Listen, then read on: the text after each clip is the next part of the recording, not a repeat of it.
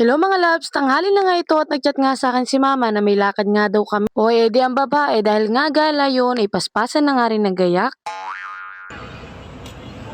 Bye daw po.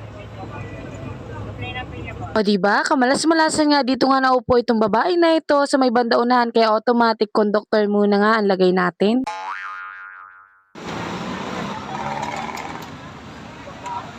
At dito na nga kami ni Mama bumaba sa may banda Save More para nga sa ganon magpuput-bridge na lamang kami papunta nga sa kabila. At banda nga dito sa gitna buti na lamang at may pandong sa gayon nga hindi ko masyadong nadaba ang init. Kaso nga yung footbridge na papunta nga sa pupuntahan naming mall ay wala na nga siyang pandong buti na lamang at si Mama ay may dalang payong. At ang kagandahan nga nito ay direct na nga siya sa second floor ng mall. Marami ka nga mabibili dito at saka nga pala may aircon siya kaya hindi mo damandama ang init dito sa loob. Kasarap nga dito mamili lalo kung marami kang dalang pera tapos makikita mo makakamura ka kapag mga wholesale nga ang kukunin mo dito. At dito nga muna ako niyakag ni Mama sa bilihan nga ng damit na pambata dahil bibilan nga daw niya ang kanyang apugan. Habang nga namimili si Mama na itong mga ireregalo nga sa mga loyal customer ng tindahan, iniwan ko nga muna si Mama at ako rin naman ay nag-ikot. Kaya ayan, nadatnan ko nga si Mama tapos na nga mamili at binayaran na niya. At nang makayari nga kami sa aming pamimili, ito't nagyakag nga si Mama kumain nga daw muna kami bago umuwi.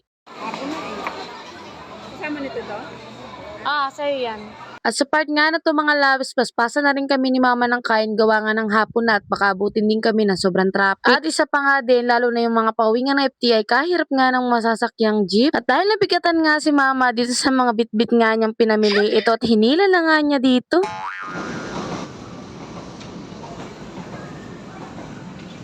At dahil nga sa bigat ng mga dala namin ni Mama, hindi na nga namin nagawa na tumingin pa nga doon sa may labas nga ng mall ng mga gamit. Kaya dito, dumaretso na nga kami sa may sakayan nga ng jeep at tagabang nga lamang kami. After nga ng mga 5 minutes sa paghihintay, buti na lamang at nakasakay na nga kami dito at diretso na nga ito sa may terminal banda sa amin. At buti na lamang din nga at hindi traffic nga sa mga nadaanan namin kaya mabilis nga lang din kami nakarating nga dito sa terminal at bumaba na rin kami ni Mama. Pagbaba nga namin ni Mama ng terminal, dumaretso nga muna ako dito sa may Sunshine Mall. Dahil nga pala nagpapabili sa akin ang aking mister kaso nga walang apesyonado nga sa mall na pinuntahan namin ni Mama. Binilhan ko nga lamang siya dito ng paborito niyang pabango at tumingin na nga rin ako ng para sa akin. At dahil nga naghihintay si Mama doon sa may terminal, agad binayaran ko na rin to kay ate para nga sa ganun makaalis na nga ako. Tara na.